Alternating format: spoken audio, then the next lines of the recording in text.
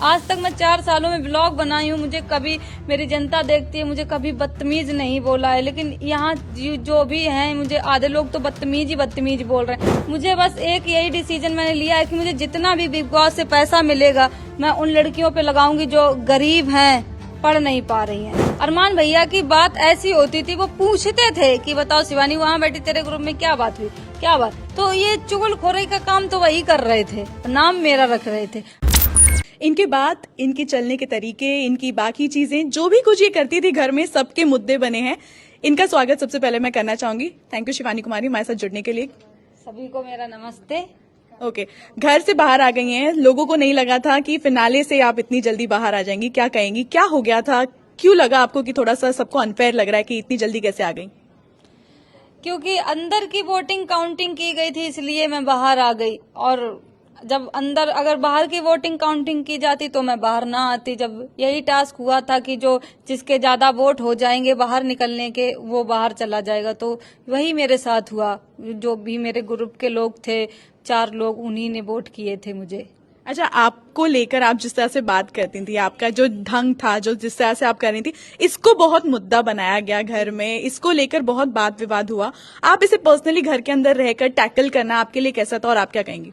मुझे सब बदतमीज बोलते थे कि इसकी आवाज कैसी है, इसकी आवाज मेरे कानों में चुभती है, मतलब बिना पढ़ी लिखी है, गवार है, कैसे बिग बॉस इसको ले आए हैं। मुझे गालियां भी लोगों ने दी, गालियां भी दी मुझे। तो ये मुझे अच्छा नहीं लगता था, कहीं ना कहीं मुझे बहुत हर्ट होता था कि मुझे ऐसे ही लोग बोल रहे हैं। बदतमीज का एक टैग दे दिया गया था, उस टाइम मुझे वो झेलना बहुत खराब लग रहा था कि बदतमीज। आज तक मैं 4 सालों में ब्लॉग बनाई हूँ, मुझे कभी मेरी जनता देखती है, मुझे कभी बदतमीज नहीं बोला है। लेकिन यहाँ जो भी हैं, मुझे आधे लोग तो बदतमीज बोल रहे हैं, तो मुझे वो खराब लगता था। क्योंकि मैं ही एक ऐसी लड़की थी जो गाँव से गई हुई थी, बाद बाकी वहाँ सब शहर से और इंग्लिश मीडियम के पढ़े लिखे हुई थी। मैं ही एक ऐसी थी कि मैंने पढ़ाई की है, प्राइमरी स्कूल से स्टार्ट की है, फिर अपनी मेहनत की, जो भी किया, फिर मैं प्राइमरी तक पढ़ी, हिंदी मीडियम पढ़ी, मुझे इंग्लिश नहीं आती है। तो इसका बहुत ज्यादा मुद्दा बना था आवाज को लेके।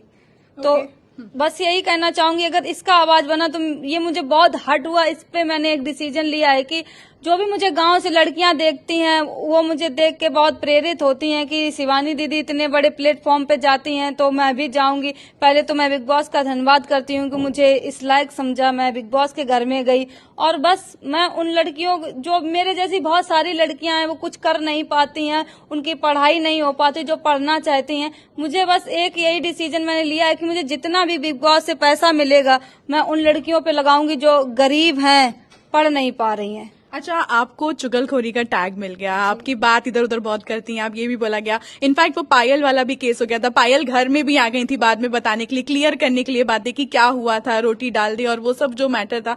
क्या कहेंगी ओवरऑल किस तरह का व्यक्तित्व है उनका भी, और प्लस आपका क्या नेचर, इसी तरह का आपको बातें इधर उधर शेयर करना क्या वाकई में अच्छा लगता है? वाकई में अच्छा क्या लगता है, ऐसा वहाँ बना हुआ था। जैसे कि अब ग्रुप बना हुआ था, मैं विशाल भाई के ग्रुप में बैठती थी और वो अरमान भैया के साथ में रणवीर भैया का ग्रुप बैठते। आप लोग देखते होंगे कि उनके अरमान भैया की बात ऐसी होती थी, वो पूछते थे कि बताओ शिवानी वहाँ बैठी तेरे ग्रुप में क्या बात हुई, क्या बात। जो भी हम बात अभी 1-2 मुंह से बता भी देते कि ये बात हुई, वो तुरंत आके मेरे ग्रुप में बता देते थे कि शिवानी ऐसा बोल रही थी। तो ये चुगलखोरी का काम तो वही कर रहे थे, नाम मेरा रख रहे थे, मुझे छोटा अखबार बोल रहे थे। जबकि उनकी पत्नी तो ऐसे काम करती हैं और वो बात कह के भी पलट जाती हैं। जी।